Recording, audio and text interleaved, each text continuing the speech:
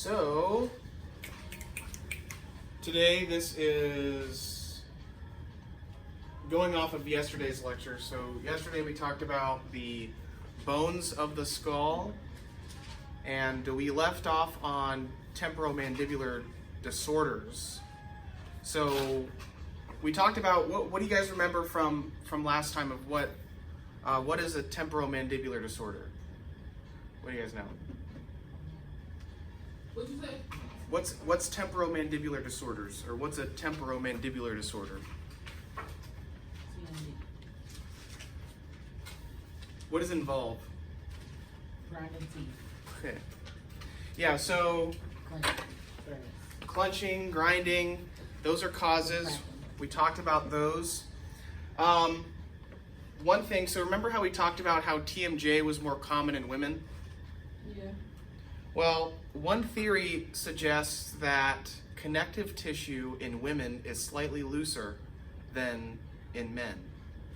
So that's what they're thinking of why that's the case, but I think it aids with childbirth. But the connective tissue is looser, so that's why you can get those popping and clicking sounds.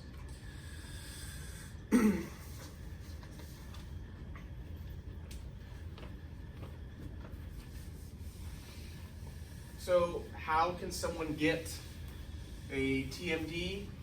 Well, the first one is just extrinsic trauma, meaning if you got hit from the outside, that can cause a TMD disorder.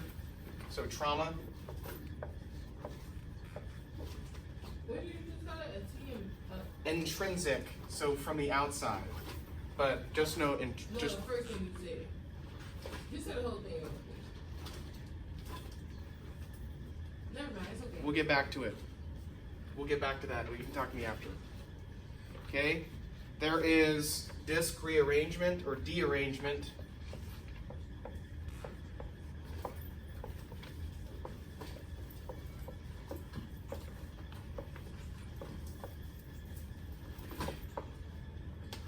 And there's also something called mandibular hypermobility. So if the mandible moves a lot, then you can get trauma to those joints. So mandibular hypermobility.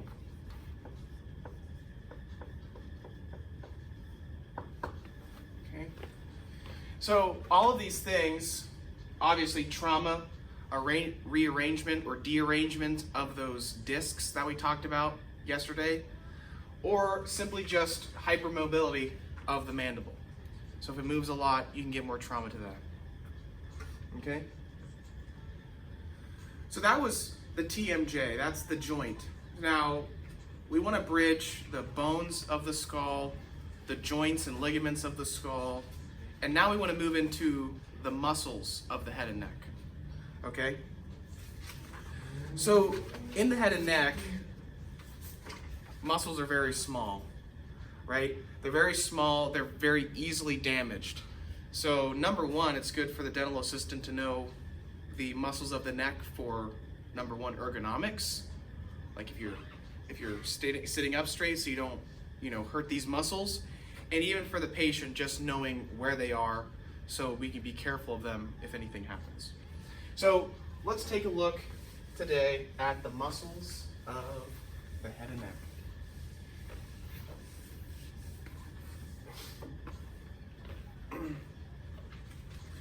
So we want to know that there are 7 main groups. I'm not going to talk about those groups per se, but just know that in the muscles of the neck, we have 7 groups. But we want to talk about, or I want to talk about specifically 2 different muscles that we can really see that we take a look at in dentistry. So right now we're going to look at major muscles.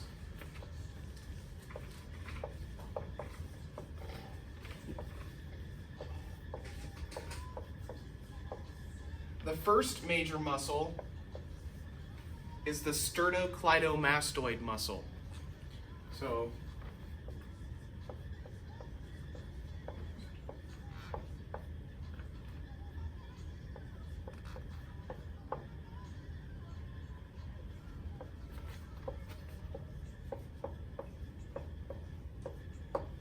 the sternocleidomastoid muscle. Okay? So because of that, we can abbreviate it as the SCM, the sternocleidomastoid muscle. So if we're looking at the neck, we want to understand that there are different regions of the neck, and those regions of the neck we call triangles of the neck. So if we look at if we know our anatomy terms, we know that posterior is behind, anterior is front. So the sternocleidomastoid muscle, or the SCM, it actually divides the region, or the neck, the region of the neck, into lateral, posterior triangles, so to the sides, right? So the STM, that's that big muscle right here. If you turn your neck, this one right here, I want everyone to feel it. If you turn your neck, it's this one right here, right? This is your sternocleidomastoid muscle, and it's very easily palpated, meaning that in dentistry we like to feel around it, right? So that's your sternocleidomastoid muscle. That is a landmark for examination. Okay? 2, the second major one is the trapezius muscle. The trapezius muscle is the muscle that you use to lift your shoulder, right? So it lifts the clavicle right here and the scapula right here, right? So it's this muscle down here that allows me to lift this, the scapula, as well as the clavicle.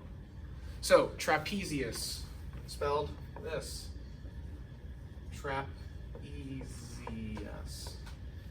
So the sternocleidomastoid, that's the one that we can easily palpate. The trapezius muscle is the one that we can use to lift our shoulders, okay? So those are the two biggest muscles in our head and neck. Now, we want to talk about facial expression. So smiling, frowning, wincing, opening your mouth, closing your mouth, your eyes. So we want to talk about the major muscles of facial expression. So the first major muscle you need to know for facial expression is the orbicularis oris. Now, this is mastication or facial expression.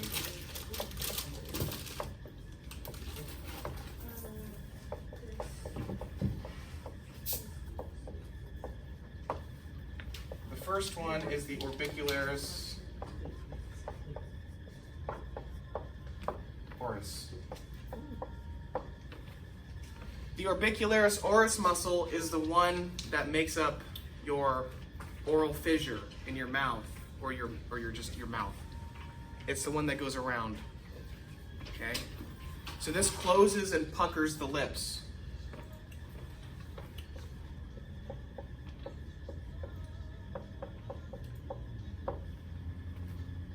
Like that. This muscle, that's your orbicularis oris. Puckers the lips, closes the lips. Okay? The next one that we have is the buccinator. Now, that word might remind you of something. Buckle, possibly. So the second one is the buccinator.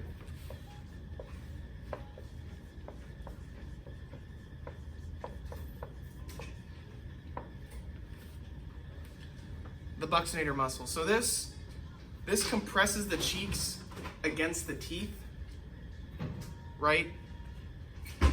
So that's that muscle on the inside that compresses the cheeks. So that's why the cheek side is called the buccal side. That's why this muscle is called the buccinator.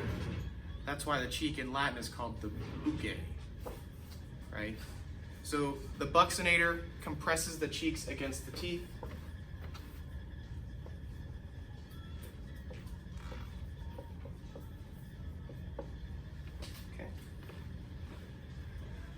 Then we have a muscle right here.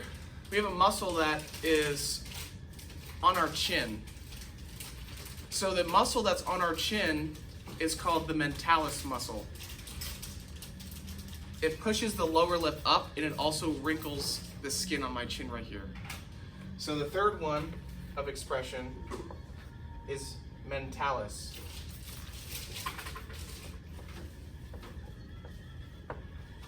Your mentalis muscle. That's the one that raises your lower lip and compresses the skin of the chin. Okay? The next one I want to talk about What is it? Hmm? What is it? Oh, the mentalis. So lowers the lip, or raises lower lip.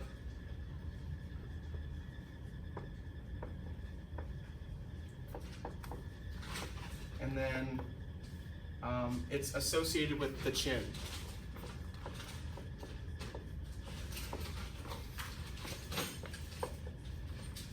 Okay. The mentalis muscle raises the skin around the chin and pushes the lower lip up. Right here. Okay? The next muscle is the muscle that we use to frown. Right? So if we're frowning, we have a zygomatic or a zygomaticus major muscle. Okay?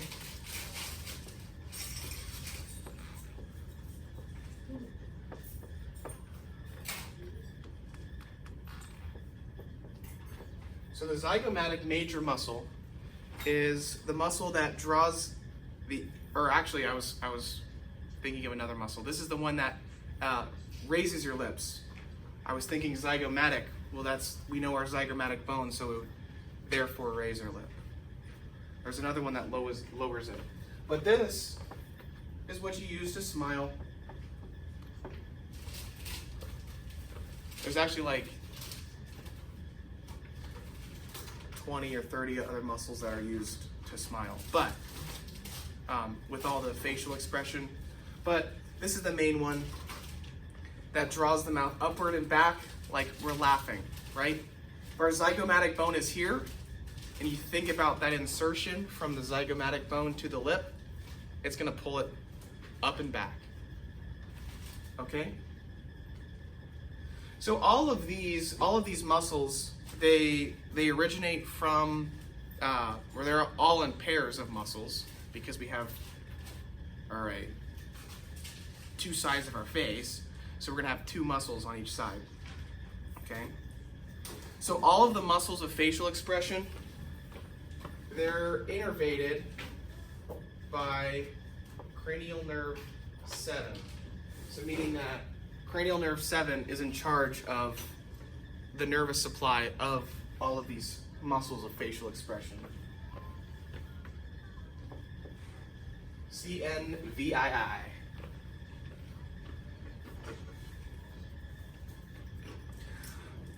Okay, so these are the muscles of facial expression, like smiling, puckering the lips, pulling the chin up and down, moving the lips back and forth. So now we want to look at the muscles of mastication. So what does mastication mean again? What do we say? To chew. Yeah, so let's take a look at the 4 muscles we use to chew. Okay?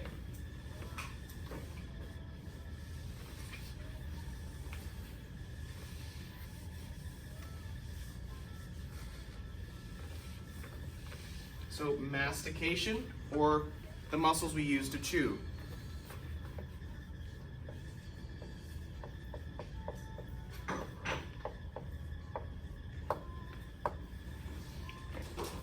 So we have 4 of them, right? So we have the temporalis muscle, okay?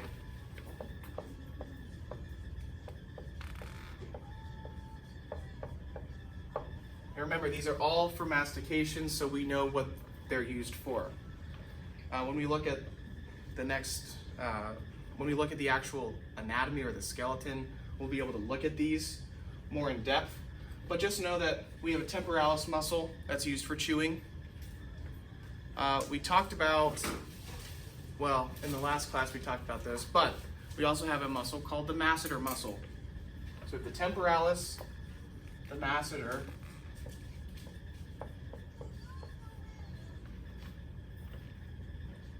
the masseter muscle, that's this muscle right here. So if you clench your teeth down, and then you feel right here, you'll feel how it comes outward. So that's your masseter muscle. And then we have two pterygoid muscles. So we have a internal or medial pterygoid, and then we have an external or lateral pterygoid.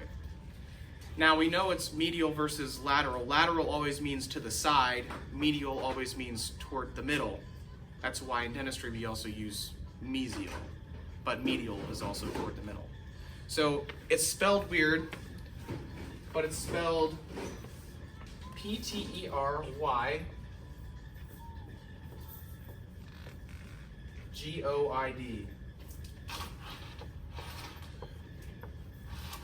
So we have a pterygoid muscle. We have a medial and lateral version of it. So let's get rid of that 4. Let's do medial and lateral.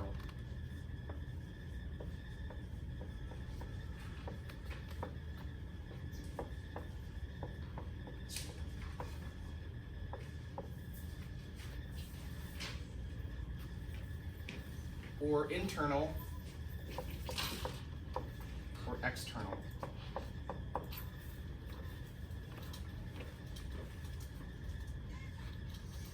Okay.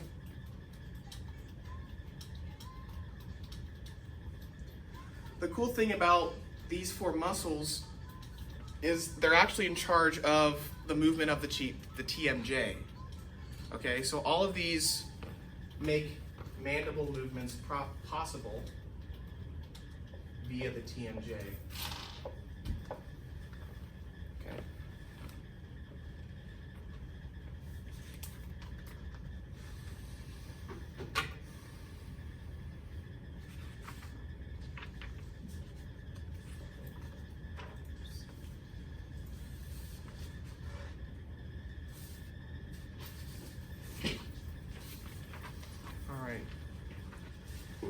If you guys want to write this down, I want you guys to look up the muscles of the floor of the mouth on your own.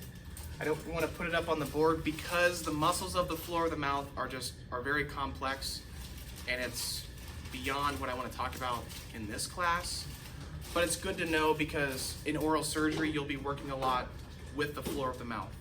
So just understand that there are muscles of the floor of the mouth.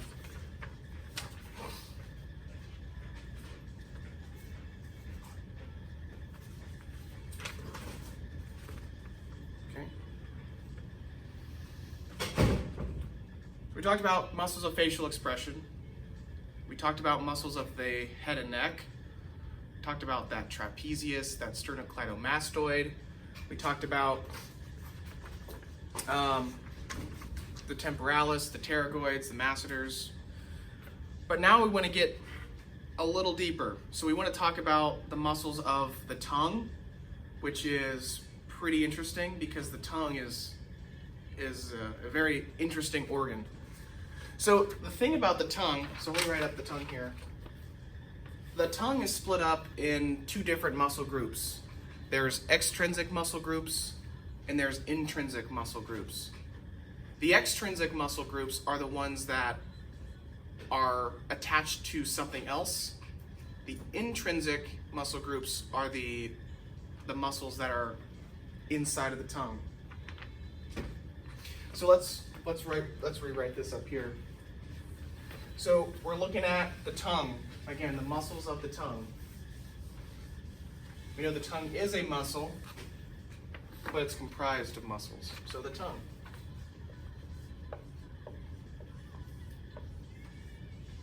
Okay. So intrinsic muscles, we've got 2 types. 2 types.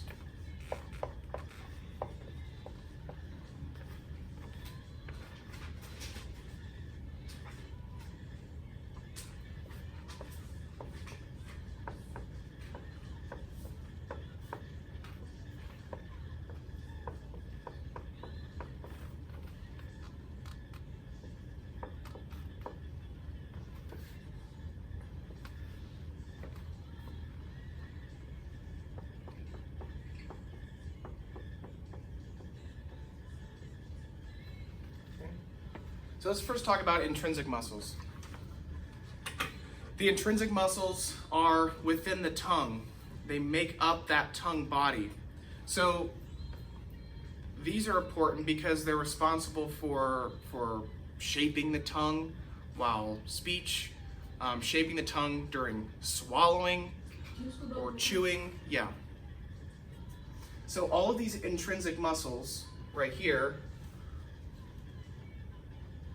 they're responsible for shaping the tongue, like curling it in, curling it back, and it's good for breathing, it's good for chewing, and it's also good for helping to swallow.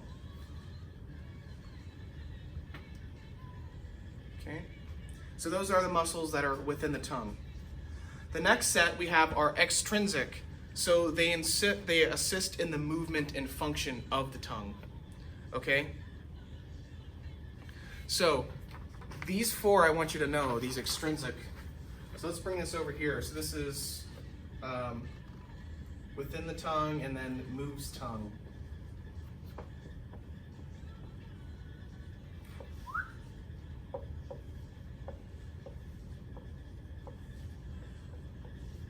Okay. So we have four extrinsic muscles of the tongue that help with the tongue actually moving around. Now you're going to notice, again, anatomists are really boring with their naming conventions, so you'll notice that all of them contain basically where they connect. So I'll just write it down and we can make some connections. So we have number one, the genioglossus muscle.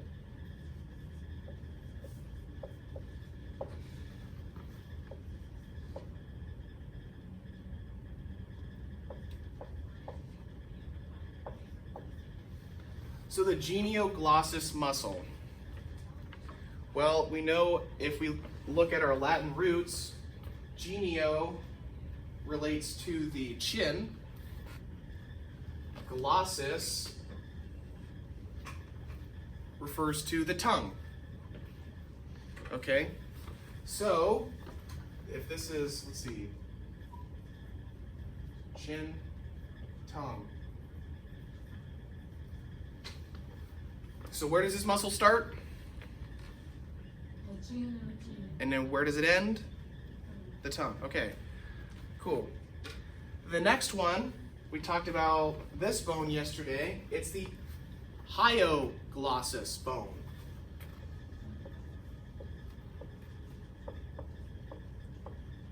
We know what glossus means, but that's short for something. Hyo. What's that bone that sits in the middle between your mandible and your larynx?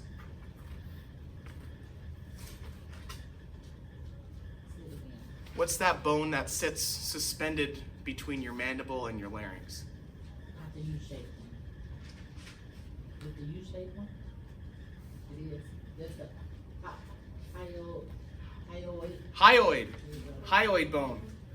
So, okay, again, they're boring. So hyo. Where does this muscle start? Where does this muscle start?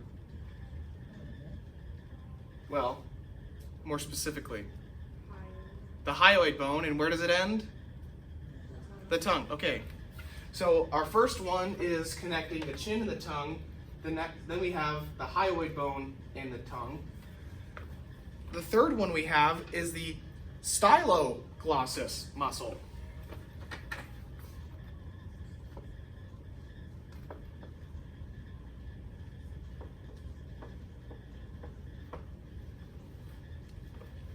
The styloglossus muscle. Now, stylo, that's probably short for something. The styloglossus, that part is referring to the styloid bone. Okay, so the styloid bone.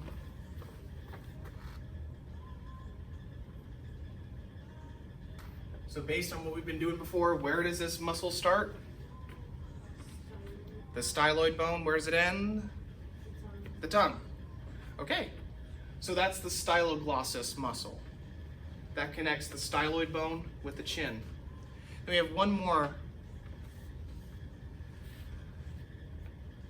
The fourth extrinsic muscle of the tongue, meaning it's the one that moves it around, it's not connected on the inside, is the palatoglossus. Palatoglossus.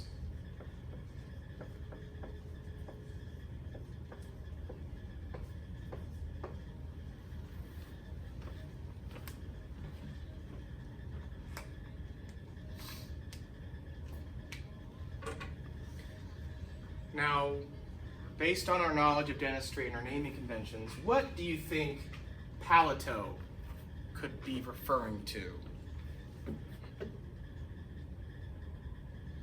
What's the roof of your mouth called? Ah, aha, yes. So, the palate to the tongue, okay?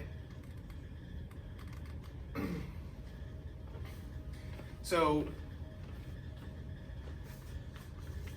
you guys will be looking up the muscles of the floor of the mouth. There are intrinsic muscles of the tongue, but what you really want to know is that they have like these, they kind of cross weave. So I don't really need you to know the names of them, but just know that these intrinsic muscles, they have like their muscle fibers are not really in a straight line. I don't know how to say that. The muscle fibers kind of crisscross in a way. Intertwine, yes. The muscle fibers intertwine, yeah.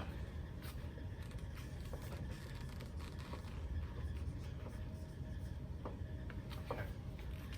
So the tongue. The tongue is a crazy, crazy muscle. It's the strongest in the body. There's a lot of muscles connecting to it.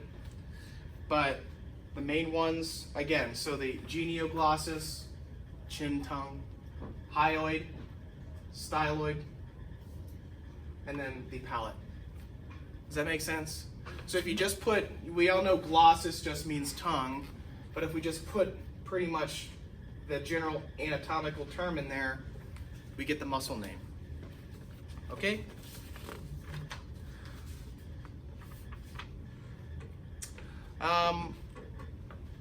And then real quick, there are two muscles of the soft palate.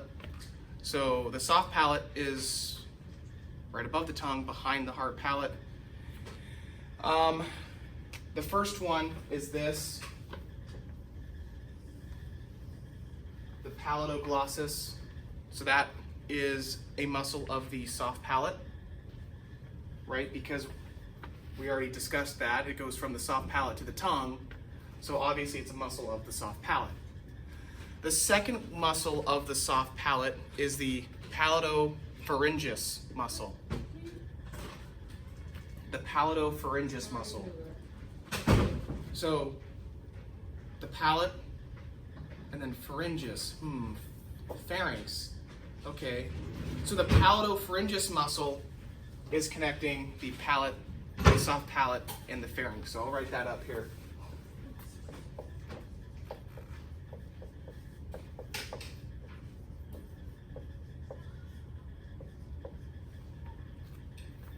Palatopharyngeus.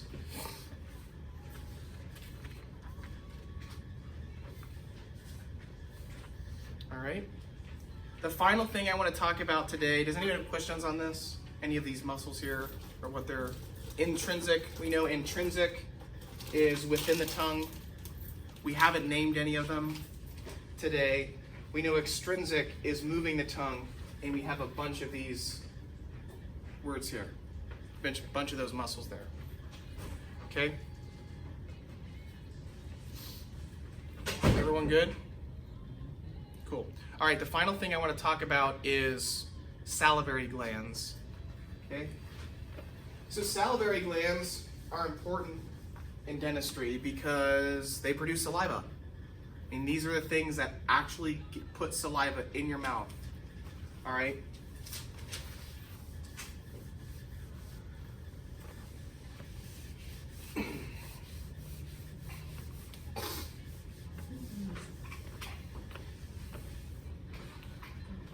So saliva is good for many reasons in the mouth. Number one, the first reason it's important is that it lubricates the mouth, right? So salivary glands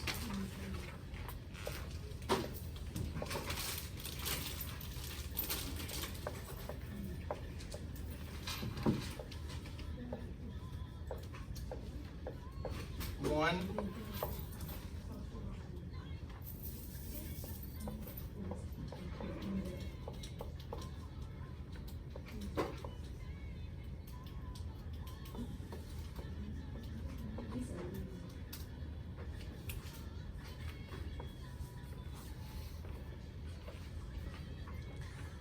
So the salivary glands, these are the openings into your mouth, or not rather the openings, those are salivary ducts.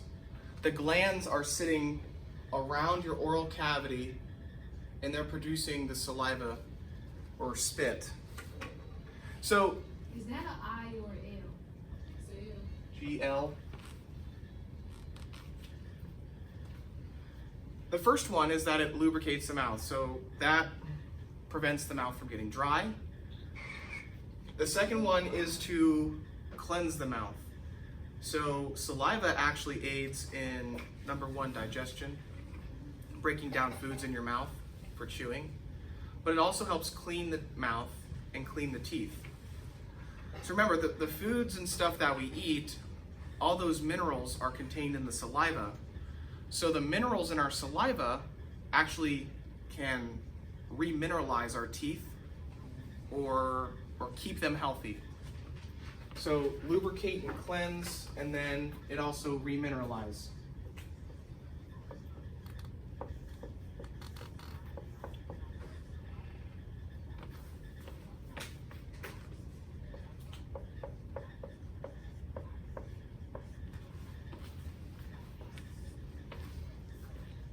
So saliva is produced in the salivary glands, and then the saliva is used to lubricate, cleanse, and remineralize teeth. Okay? So we have two different categories, and this is where I'll be leaving off for today, but we have two different categories of salivary glands. We have major salivary glands, which we have three. So we have three major salivary glands, and then we have minor salivary glands that we won't name, but we'll just talk about. So, major.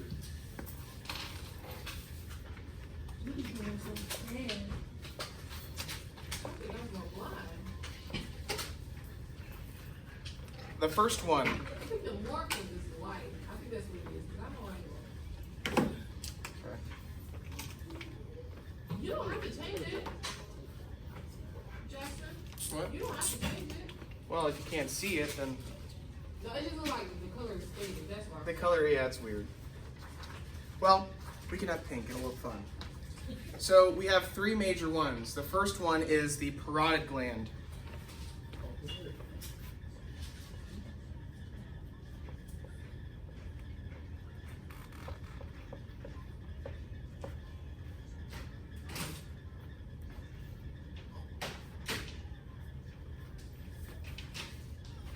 All right. This is really important. The What's that parotid. again? What? What's that again? That's a bad arrow. Oh. I'm so sorry. The parotid gland is, so saliva passes through it, right? Because we had our glands, and we're talking about the glandular anatomy, glands and ducts.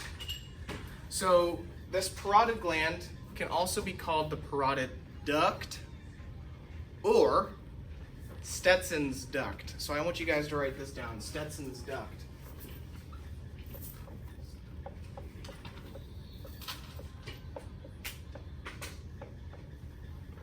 Stetson's duct, that, That's one word or that's two? it's two words. Stetson's, or Stetson's. Stetson's duct. Oh my gosh. So next module will be talking about chair side assisting and keeping the mouth dry. So we know that saliva comes out of this, and it's in the mouth. And if we want to keep the mouth dry during a procedure, we'll need something to cover that up. Any dental procedure. So the reason why you want to know about Stetson's duct clinically is this is where you're going to put your dry angle.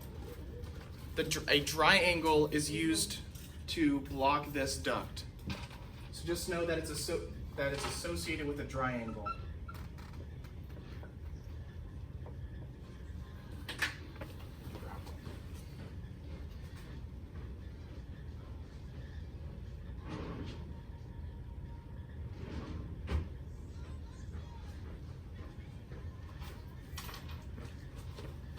So this piece of cotton, this triangle here, this is going to cover up Stetson's duct in the mouth. It's very posterior, and you need to know that it's parotid gland. You could say parotid duct. You could say Stetson's duct. You could say Stetson's gland. But this right here, that's important for number one, okay? The second one is the submandibular duct. So we know sub means down, so below the mandible, right? So submandibular.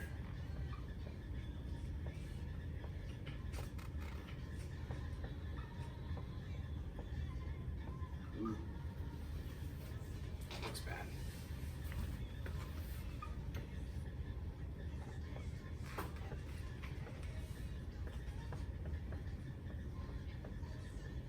Submandibular.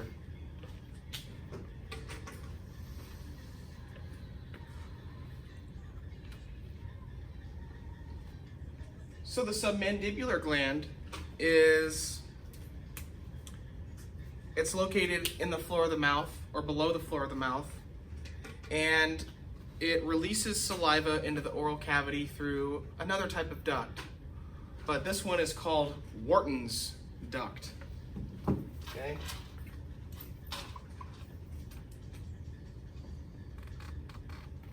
WHARTON''S_duct.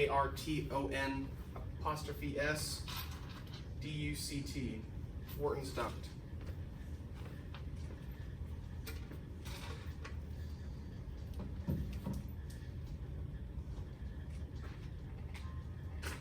Okay. You don't need to write this down, but you might hear this word as sublingual carnucle. But if you ever hear something about a sublingual carnucle in your test, or a sublingual carnucle,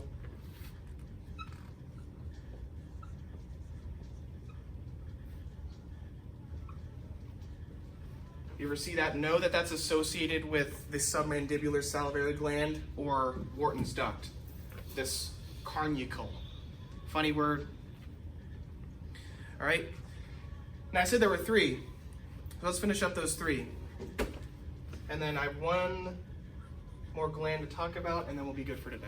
Okay. The third one is the sublingual.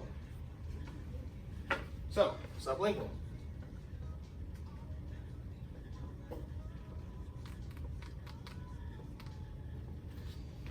Sublingual, we know, if we're looking at sub, underneath the mandible, underneath the lingua, or the tongue. So the sublingual duct is located under the tongue.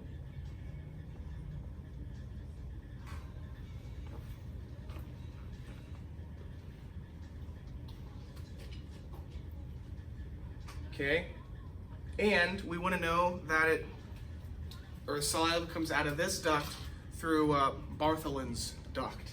So these are just a bunch of anatomists and scientists that named them after themselves. So this guy was Bartholin, so Bartholin's duct.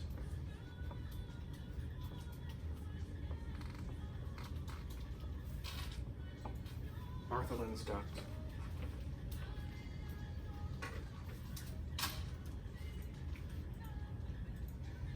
Okay? Now, what I want you to know about these major salivary glands, I want you to know that the parotid gland only produces about 25% of the total volume of saliva. So 25%. So this percentage is how much saliva it actually produces. So the parotid duct or the parotid gland produces 25% of the total volume of saliva, or TVS, 25% total volume saliva. Okay. The submandibular, this one underneath the mandible here, this produces the most. So it's about 60 to 70% TVS.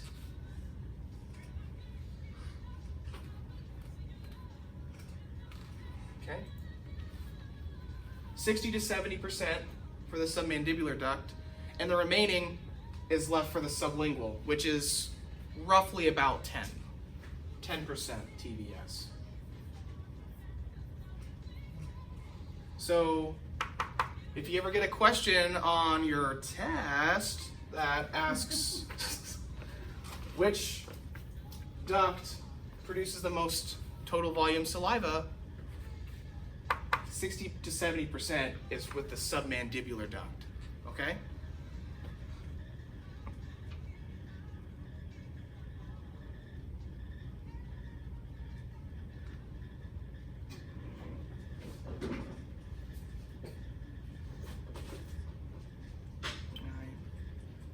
Then I have one more after this. Any questions on this? On the glands, we have 3 major ones.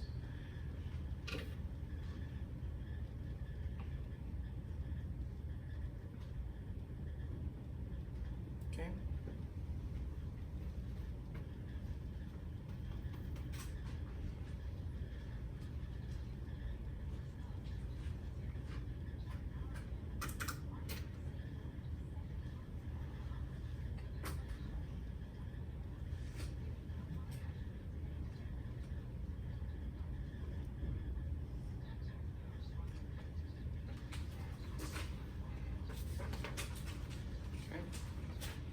All right, so all I want to talk about now, once we have this down, is I just want to talk about the minor salivary glands. So we're just going to keep this up, but the minor salivary glands, they're just located around the mouth. So they're scattered around the buccal tissues, the labial tissues, the lingual mucosa, the soft palate, and even the floor of the mouth. So the minor salivary glands are very, very small.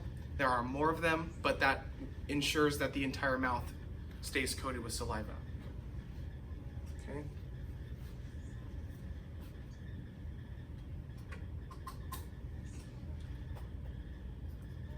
All right. So, last thing I want you guys to write down is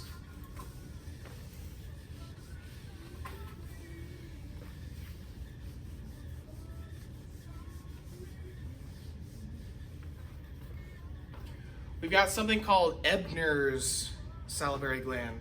Can someone look up Ebner's salivary gland for me?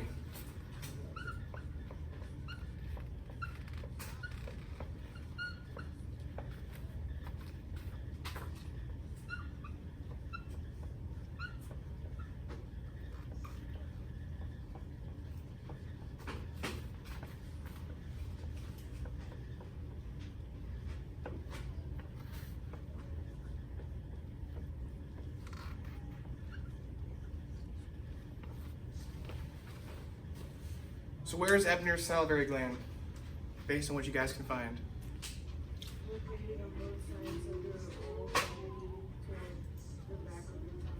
Yeah, the back of the tongue. Exactly. So Ebner's duct, or Ebner's gland, again, this is a minor gland. So let me emphasize that. Minor. So Ebner's salivary gland, it's on both sides of the tongue, or on the lateral walls of that. And then we have this. So these are sort of like taste buds, but they're not. But this is called the circumvallate papillae of the tongue. Circumvallate papillae of the tongue.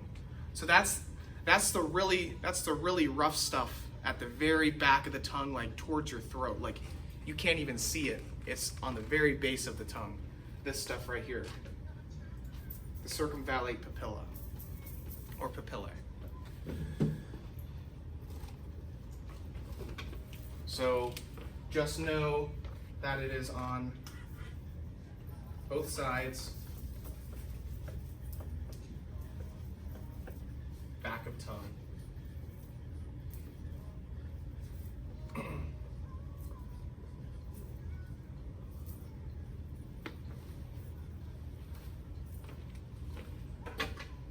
Okay? Make sense? Somewhat? So the minor salivary gland we want to talk about today is Ebner's gland. It's located on both sides toward the back of the tongue, and it's associated with this crazy word called the circumvallate papilla. Okay? So, we talked about the muscles of the head. We talked about the muscles of the neck. We talked about glands. We talked about the muscles of chewing or mastication. We talked about the muscles of facial expression, opening and closing the mouth, puckering your lips. And then we also talked about the muscles of the tongue, more specifically the extrinsic muscles of the tongue.